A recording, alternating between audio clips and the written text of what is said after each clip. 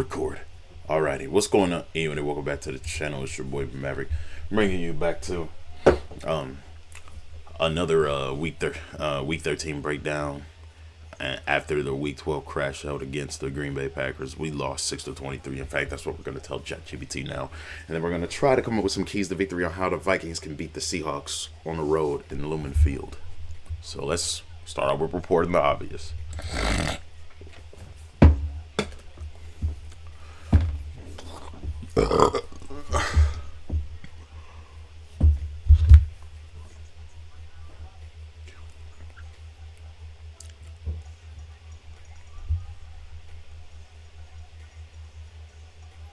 GBT, you can't be taken forever.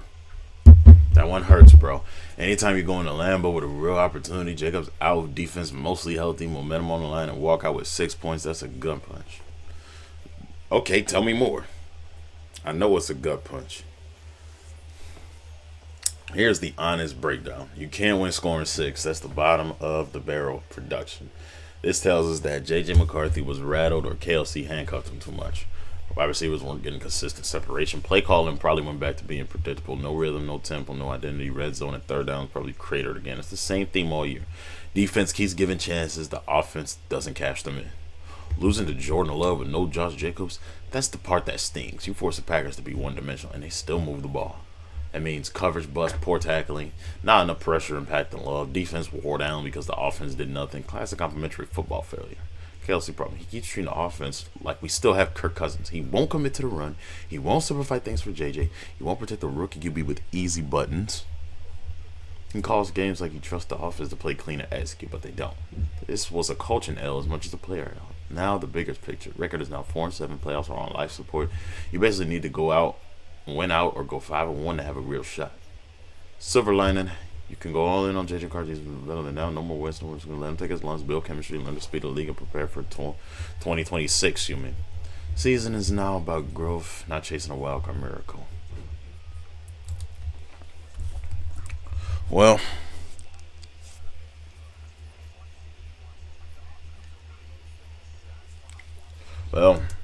Aaron Jones and Jordan Mason.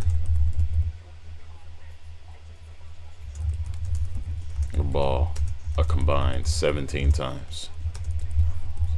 J.J. McCarthy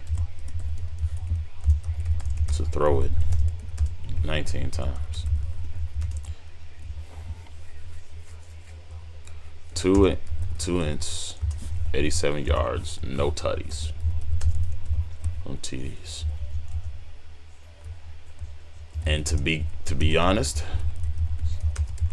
blame the coach. Not just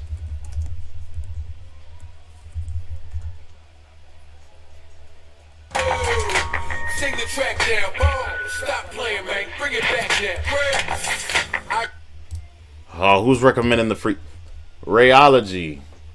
Okay, she wanted me to bust a rhyme. Alrighty. Well, I'm in the midst of shooting for YouTube. If you stay in here long enough, Ray, if you stay in here long enough, I will do a freestyle for you, okay? Right now we playing for YouTube. Good to see you though, girl. Hope your day is going well. But yeah, stay in here because we trying to preview the Vikings going up against the Seahawks. As you can see, I'm wearing the shirt with the logo on it. So yeah, exactly. That's that sign. That's that line telling Warren got enough touch to control tempo, but wasn't leverage effective. 17 carries between Jones and Mason should have been enough to keep the defense honest, yet the passing games were forced to do too much. JJ, 19 attempts, 87 yards, 2 interceptions. That's rough. But you can see why the blame shifts to KLC and the staff. Play calling, not enough. Exactly. Like, everybody thinks it's all JJ's fault. But no, you got to take accountability from the top down. I'm going to say that. One. It's JJ's fault. Why are we bad? But no. The whole organization takes some blame. From the top down.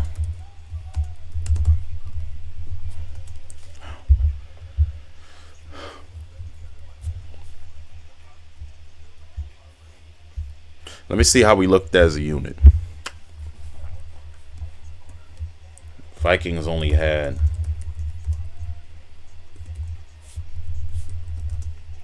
93 yards on the ground. 148. 142.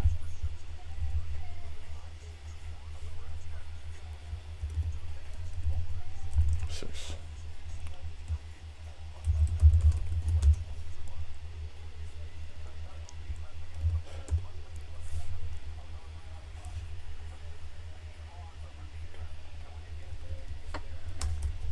Not good. We only had 10 first downs. They're 22. We were 2 of 9. Third down. They went 7 of 14.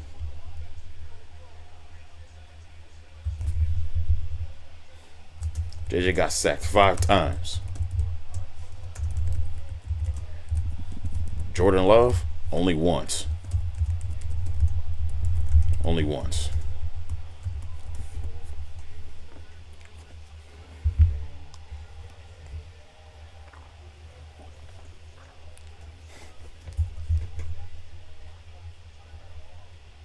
That's okay. I'm not too knowledgeable on store stuff. Well, don't worry. Leave that up to me and ChatGPT to break it down, okay? But I'll get your freestyle for you because I'm got to break down us versus Seattle first. Exactly. The numbers played a full team problem, not just JJ McCarthy. Rushing 93 versus 46 yards shows the run game wasn't dominant enough to control the clock and keep Green Bay off the field. First down 10 versus 22. That's almost double for Green Bay. Means the Vikings couldn't sustain drives. Third downs 2 of 9 is a killer. Not just play calling, but execution, route discipline, protection schemes all play well. Sacks 5 on JJ versus 1 on Love. The O-line and game planning clearly failed to protect them against Green Bay's pass rush. This wasn't a QB only issue. The coaching, the play design, offensive balance all failed together. JJ just be having the one taking the heat, but it's a top down issue. If we want, I could bring down what keys the Vikings should hit for offensive bounce back for the next game. You want me to do that? In a minute. Because we're going on the road to face the Seahawks. And JJ is expected to not start. Concussion. So, due to a concussion. So, we have Max Brosmer filling in. And taking off reps this week. What I wish to see, more balanced play calling and being more of a game manager than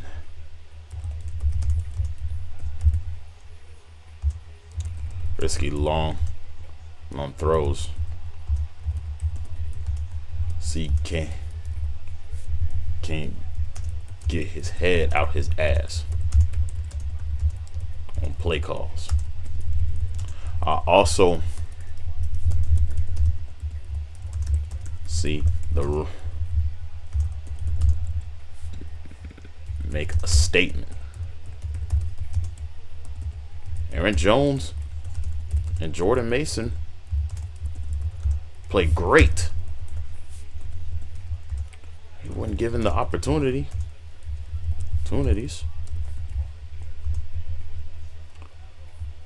Furthermore, the pass protection has to be better here.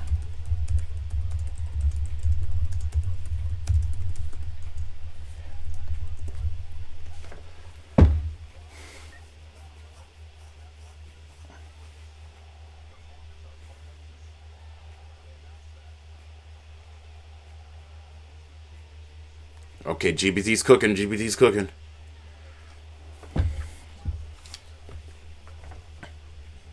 Exactly. With Max Brosmer under center, this is a classic game manager situation. The keys really shift slightly because you can't ask him to force feed long passes like JJ sometimes tries to do, so your priorities make perfect sense.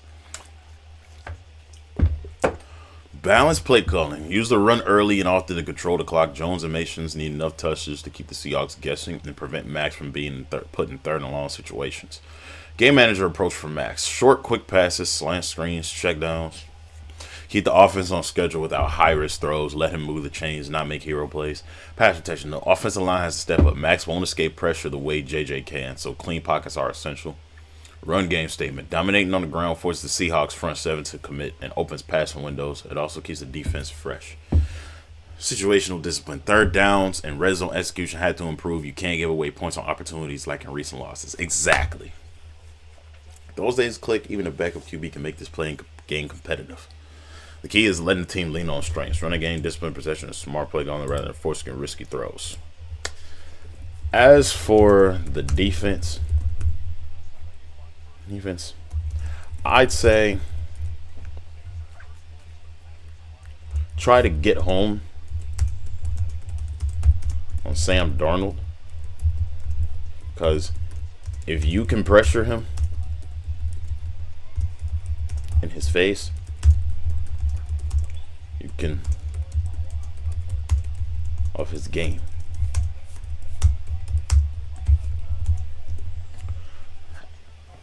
Try to get home. I would say try to get home as much as possible on Sam Darnold. If you can pressure Sam Darnold, you can beat him. Let's go. Detroit just scored a touchdown. Absolutely. That's the big part of it. Here's how I find the defensive keys for your note about Darnold.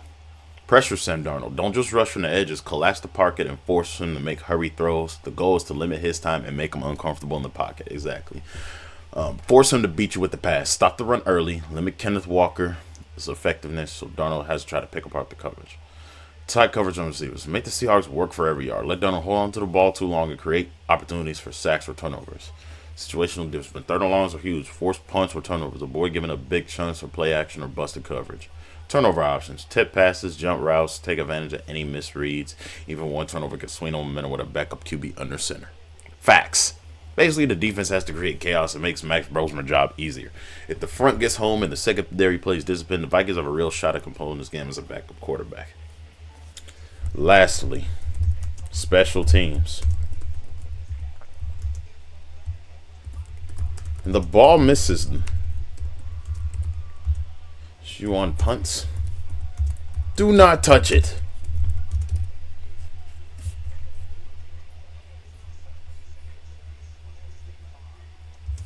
Because the last game,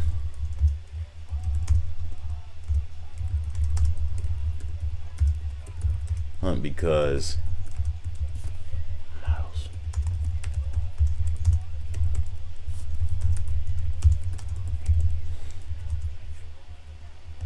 special teams coaching has been just as lackluster as offense.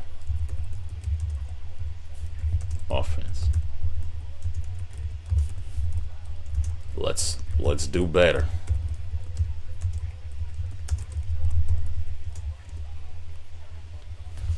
I gotta throw in special teams here because they've costed us these past two games. Mistakes on special teams really ruined these last two games for us. So I have to stress that.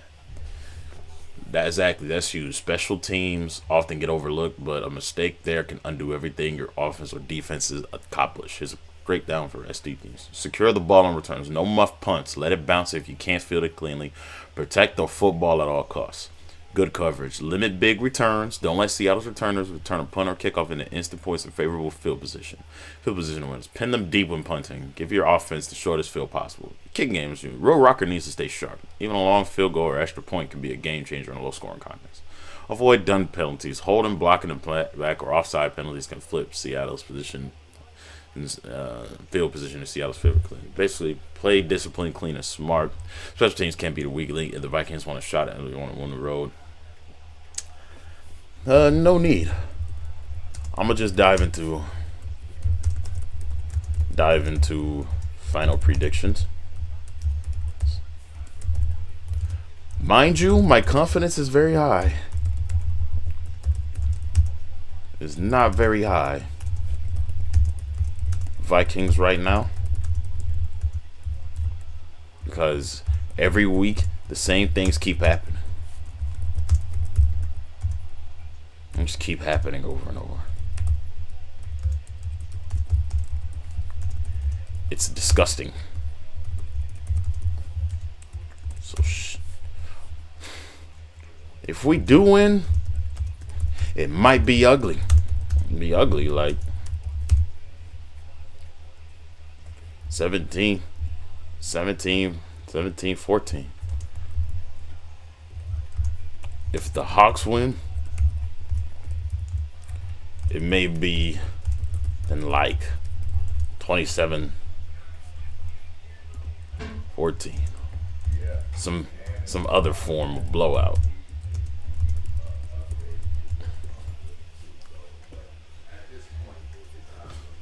That's what I see. What do you see, ChatGPT?